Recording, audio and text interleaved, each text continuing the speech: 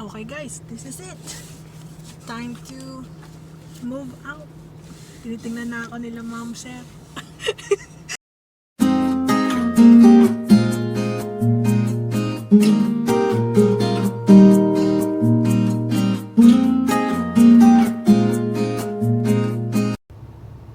Okay, is it recording? Okay, so I got myself a new library card because I'm thinking about like listening to audiobooks. I'm not really sure if my battery can keep up to this.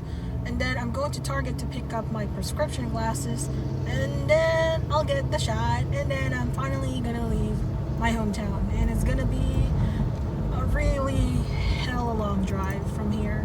So I'll update you in a bit. Leaving Target, I got my new glasses. I'm off on the road.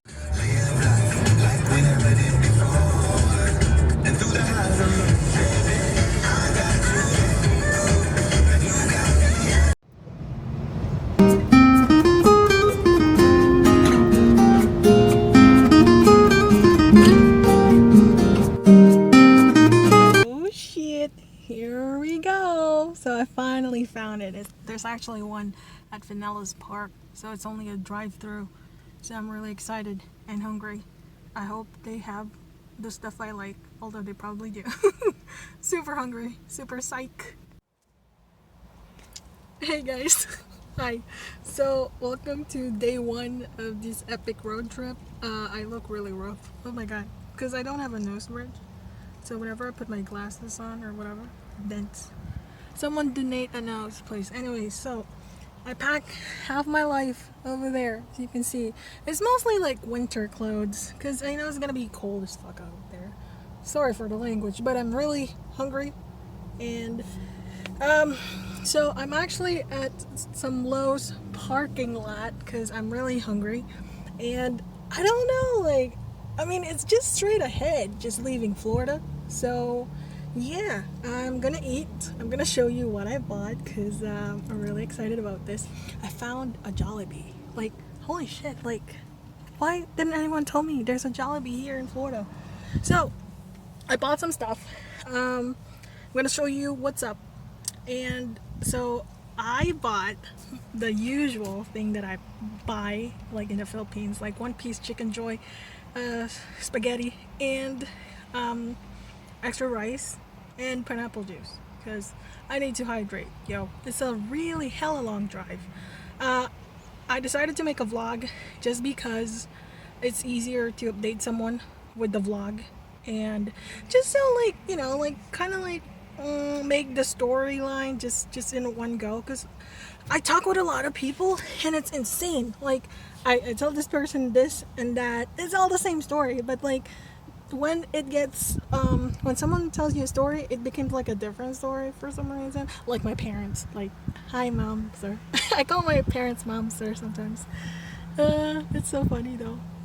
Anyways, my food is here because I'm afraid to go hungry. I'm one of those people, when I don't have food, I get like super duper hungry. So now I have food, I'm like, alright. I'm not really sure if I'm actually, I should do a pit stop at Tallahassee and kind of like sleep a little bit. Although I'm not really sure because right now I'm feeling good. You know, I'm really hyped. Like, how long can I go without really, like, you know, like sleeping? Dun dun dun. So anyways, I'll show you the food and I'll just eat it here. And I'm not really sure how long Lowe's is open, but I also need to go pee. So we'll eat first. I'll eat first, and then, yep. Yo, let's go. So this is the food.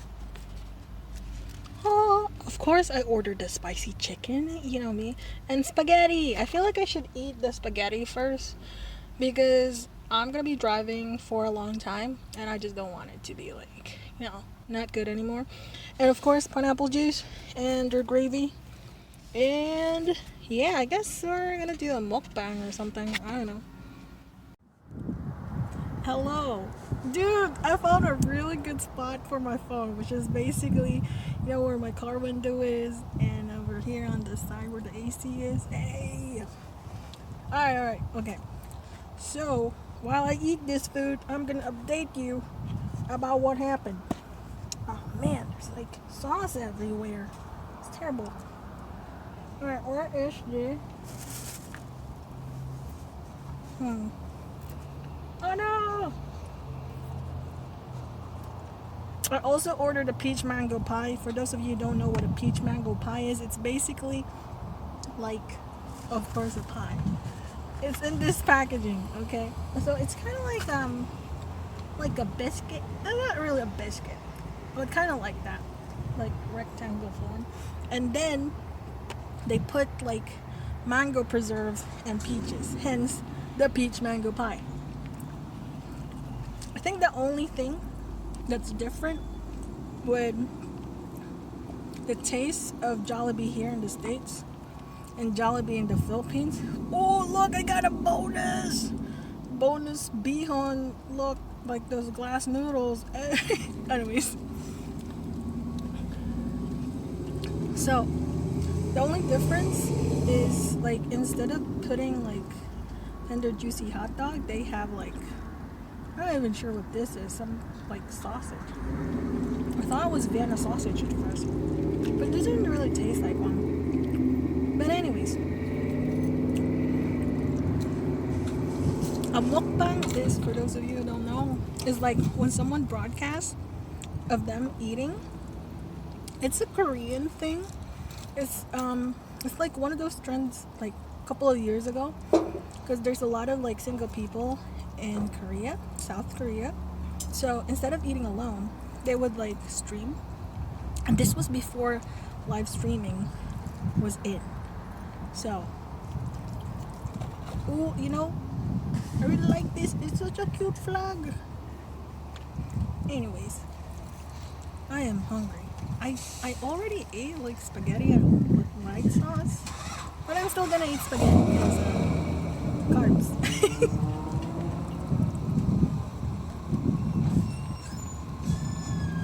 Oh, this might be controversial, but I need to find. I saw someone do this like a long time ago. Like instead of putting like rice as usual, like how you eat rice and you put it in the tray, right? Somebody, brilliant idea, of just like eating it like a burger. I'm like, what? Genius. So, as I try to look for my rice, which is, I don't even know where it is.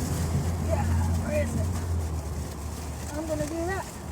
But I forgot that they packed the rice. Ooh, they packed the rice like this though, so I can't eat it like a burger, as I would have intended. But if it is like a burger thing, I would. In a burger situation, I would do that. So I'll save the rice later. I'm gonna eat all the spaghetti. Because I just don't want it to go bad. Yeah, so my plan is to actually go. So from Florida to go to New Orleans. I just want to check out the French Quarter. Like, just to check it out, you know, take a couple of pictures. They're like, yeah, I was here. I was here. And then I'm going to Texas. And then probably Dallas. I want to see that giant eyeball downtown and eat some barbecue. Or at least one, just to check it out and be like, yeah, pretty good. Or whatever. And then I would go from Texas, Dallas, Texas. I'll go to Colorado. I wanted to visit some state parks, but they're closed, so I don't think I'll do that. And then, so I'm already like over there, right? Colorado, and then Utah. If it's open, I'd like to check out, or at least see, Arches National Park. It's pretty cool. There's a lot of like state parks in Utah that I'd like to see. I'll probably pass by Arches because it's like by the highway. So,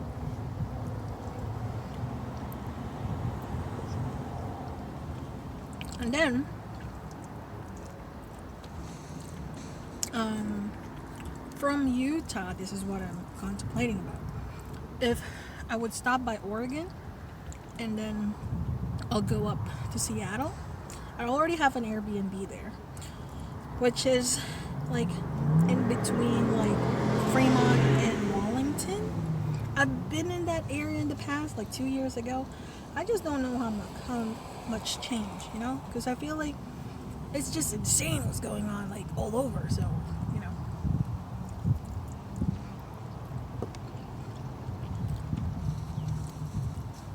And hopefully, I survive. So I'm planning to do it like one day at a time, like one day traveling, sleep, one day traveling. I'll be traveling at least 3,500 miles because it's like end to end of the country. A lot of people ask me this question, like, why Seattle? Like, a lot of people thought it's like out of the blue, like, yeah, I'm gonna be there, whatever. To be honest with you, when I visited Seattle like 2 years ago, I really loved it. Like, me and Paula, we kind of like connected to the city. We like the vibe, we like the ambiance or whatever. We love it. So I was just like, yeah, I'm gonna be here. But it's all like in the works, it's just in the plan.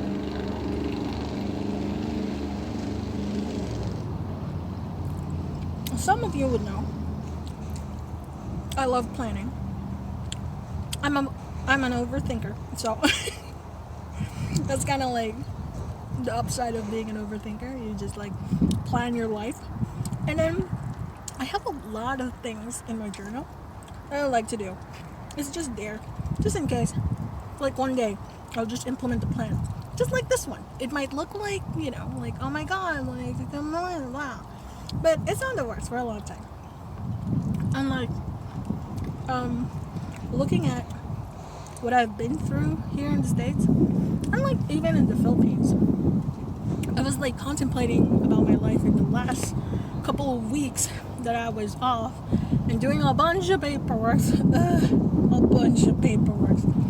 I hate paperwork. I hate paperwork. Like, for a moment, I hated my life. But anyways, so I remember when I was in nursing school in the Philippines. Let me take a bite. When I was in nursing school,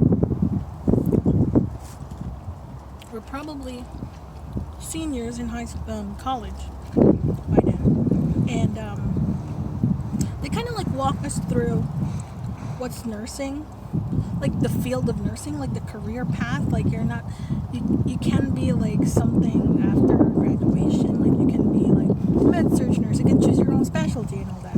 So during that period of my life, I really like oncology. So I was just like, yeah, I'll do that.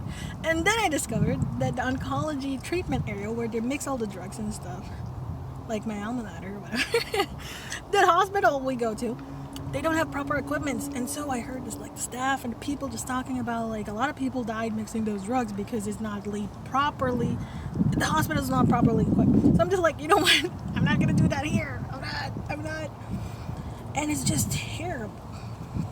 So, given that experience in my life, I applied that here in the States when I was helping out a family friend of mine. So I somewhat became like a private duty onco nurse, travel, whatever. And then came cardiology. Hey, the love of my life.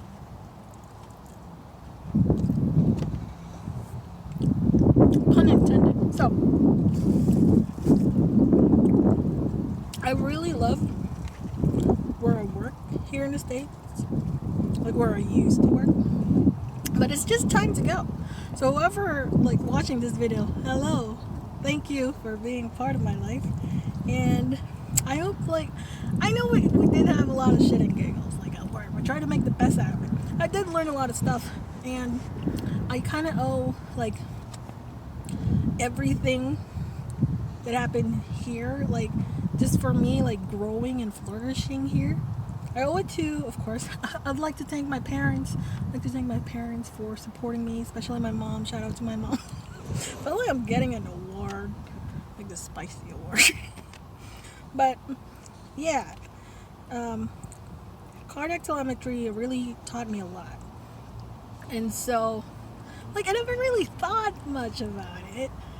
And then, so going back to like in nursing school, so I was like, yeah, oncology. And then they're like, excuse me, oh, this is ICU, oh, this is that. I was just like, yeah, I kind of like that, you know, like maybe I'll check it out. And then now I'm here. It sounds like it's super duper fast, like how it happened, but actually it's not. It's like a couple of years in the making.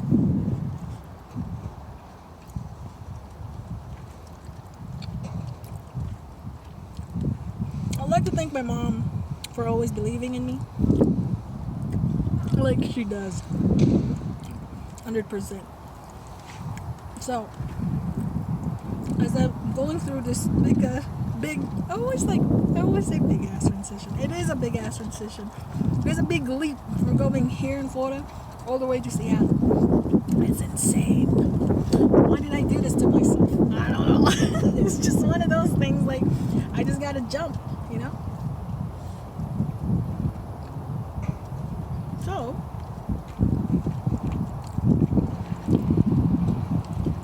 hoping that I survive, because I feel like I overbooked myself. You know, there's just a lot of paperwork. Let's talk about paperwork. So, once you submitted your paperwork out there in the world, like I used like NurseFly to submit, and then somewhere in the interwebs I kind of submitted it, and then just on my phone, it's just like it just blew up. Like someone always calling me, texting me, emailing me. It's insane. And then once you found your person, your recruiter, they're gonna ask you all this information, a bunch of checklists. They're gonna give you like a summary of a pay package. If you have a multi-state, you can basically go in the other 30 something states. I'm not going to a multi-state compact state. Why? I don't know. Because I was just like, yeah, I'm going to Seattle. Yep. Gonna do that. Gonna apply more paperwork. So, since now you know I'm an international grad, let's talk about that for a moment. So, in order for me to like get licensed here in the States, I have to choose like an agency to transcribe and make sure that what I learned in the Philippines is actually applicable here in the States, which it is, because like my alma mater is like one of the oldest school in the Philippines in Manila. Like they kind of like established, like I don't know, but it's like a really old institution. So of course it is, but then they have to double check it. I have to submit paperwork to my alma mater in the Philippines, which is a pain in the ass because it's really hard to get people there because of COVID. And then from there, they're gonna forward my paperwork here in the States at CGFNS, in which they will, you know, like check everything, like my certifications, and all the things that I did here, like CEUs. And then from there, they're like, okay, you're good to go. Then they're gonna submit that paperwork to the Board of Nursing that I chose. And it's so too much work because like I did that like a long time ago, but I had to do it again because they have a new system. They have a new bunch of paperwork because they updated their system. So it's a whole bunch of process, and that's like I don't even know how long. Probably a month or so. A lot of work. And then there's employment verification. You have to contact HR, like, yeah, like I did this. Like she's been employed here for this long and how long and blah, blah, blah. And to be honest with you, I had a hard time doing that. I was just like, you want me to do your job for you? I'm sorry, HR people, but like, well, you put me in such a hard time. You just have to type like, yes, she worked here at this date. She got at least 100 hours. She got at least 1,000 hours working here as a nurse because she's been here 3 years. Like somewhere in the like whoever is doing all this paperwork, like if you work for like 2 years full time, of course it's gonna be more than 1,000 hours. Like, I don't know, like, sure, they're just doing their job, but I feel like they're being an NPC. For those of you who don't know, an NPC is a non-playable character if you play video games. So, this person I'm contacting with, like, hey, did you get this? Their only reply, I got a bunch of questions. The only reply is, yes, I got the paperwork. It's downloaded in your file. And I'm just like, they probably don't talk like that, but anyways, I'm just bitching. I'm just bitching. The spaghetti, for those of you who don't know, Filipino spaghetti is actually a little bit sweet. It's not like tangy or sour like other spaghettis. It's a little bit sweet. What's the secret? I don't know. My mom uses carrots. For this one, I don't know.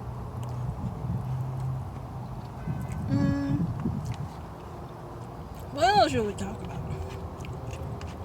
So that's basically my plan. And become a vlogger. I'm just kidding. But subscribe to this channel because I'm gonna make a channel. And then I don't know. I don't know. I'll just update this channel whenever I can. Tell you about my journey. This is gonna be super duper exciting. I'm probably gonna learn a lot. Probably is the word, because I'm just like, will they like me? Will they fire me? Like, you know.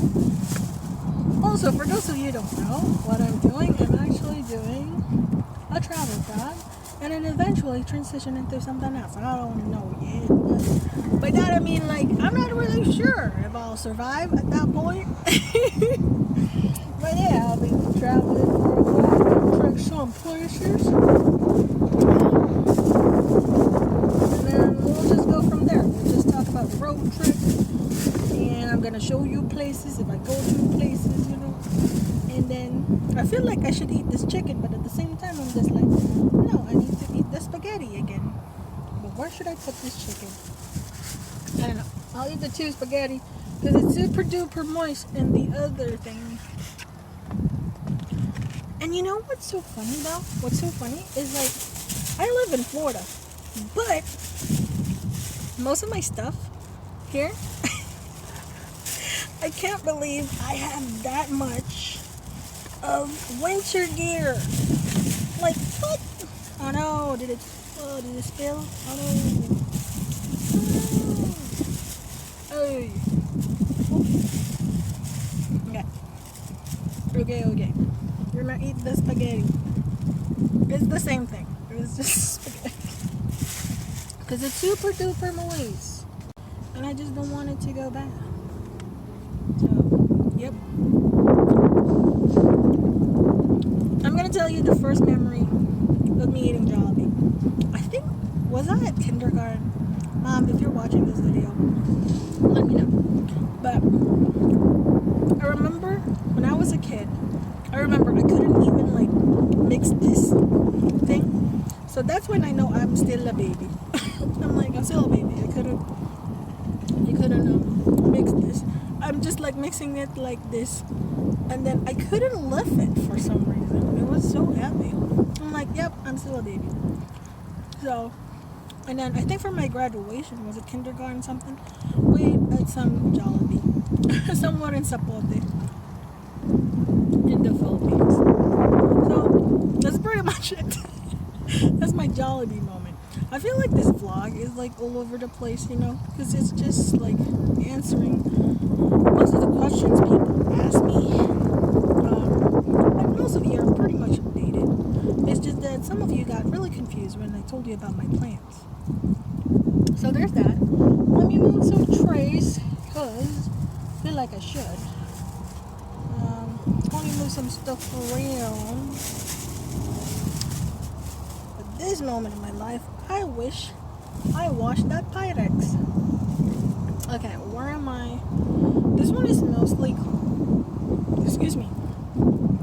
This plate is mostly clean, so I think I should transfer my.